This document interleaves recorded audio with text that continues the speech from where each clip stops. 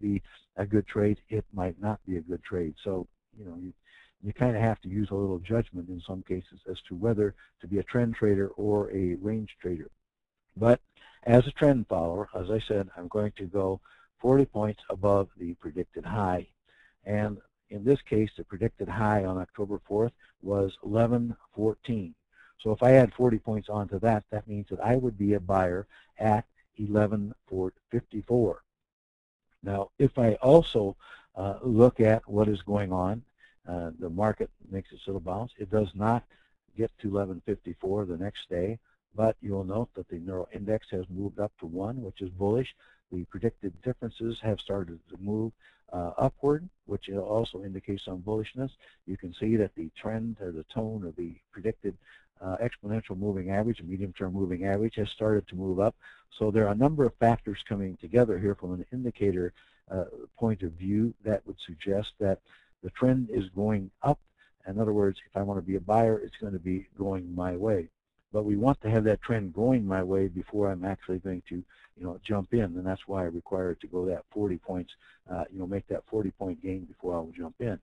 So in this case, if I'm at 40 points, I'm going to be in at 1154, and 1154 is somewhere right in here, which means that we would get filled on that position October the 6th. We don't know, of course, that we have an uptrend in place. We don't know if we have a trend following move in place, but we do know that if you look at that range that we have been in, we have more than 50 points, 60 points, something like that, that we can expect within that range that we have to as a potential possibility for trading. Then we're going to keep our stop 20 points, half of the average daily range, 20 points below the entry point, or 20 points below the highest predicted low. You can just see each of these predicted lows here. We keep moving our stop up a little bit to in case that market does turn around and maybe it's going to stop us out with not a very big gain, but we don't want to take the big loss either. Then as we look ahead, we see that on this particular day we get here to October the 28th. Then we have a situation here where the predicted low was 1206, and that means 20 points away from that we would sell at 1186 to exit.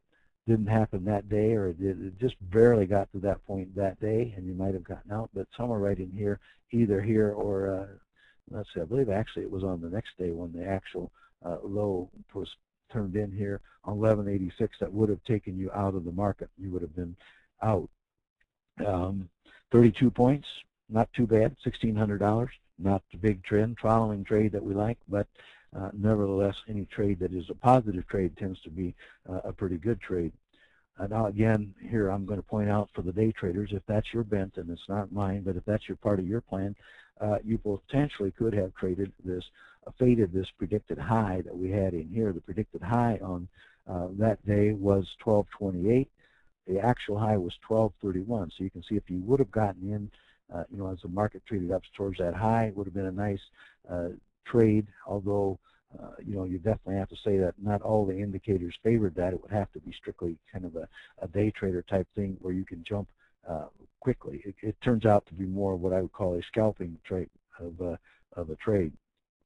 In any case, what has happened is that in this trade we have fulfilled the goal of reaching the upper end of the range. We have gotten into a point where maybe that's all it's going to offer. The indicators have turned a little bearish.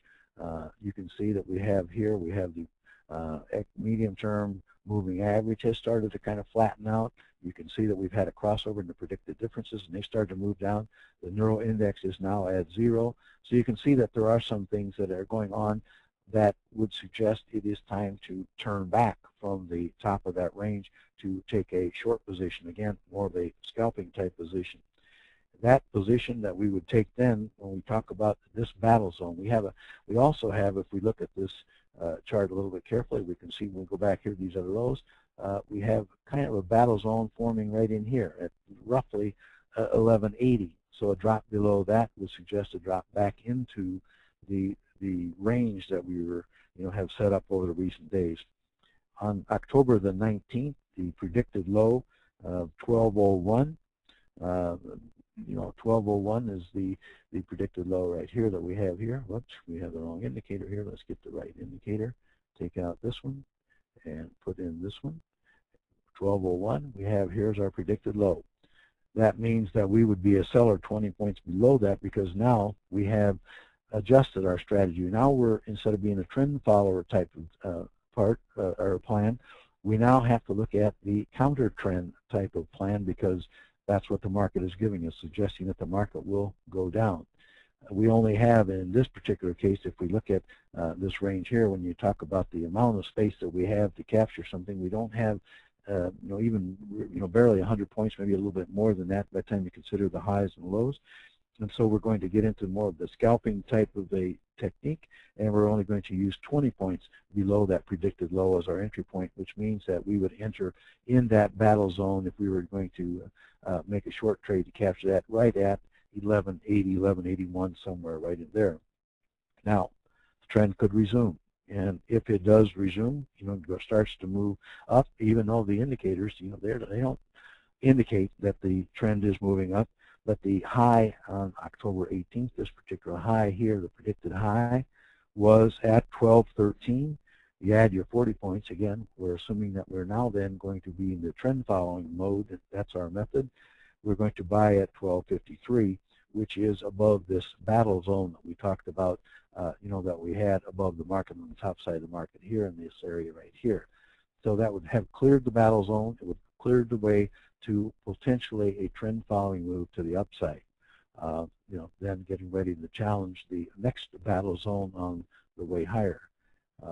Nobody can tell you exactly what's going to happen, you know, whether it's going to achieve that or not, but you know, it's kind of one of the things to look at when you put together your trading plan as to what you might be able to expect.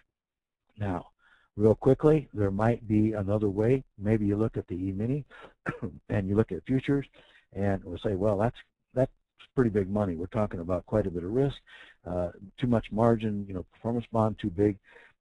So maybe we ought to take our action somewhere else, and we'll turn it to the spiders, they call them, the exchange traded fund, the ETF called SPY, S-P-Y for designation. You can see the pattern. Everything looks pretty much the same as it does on the E-mini, you know, where you had your situation with the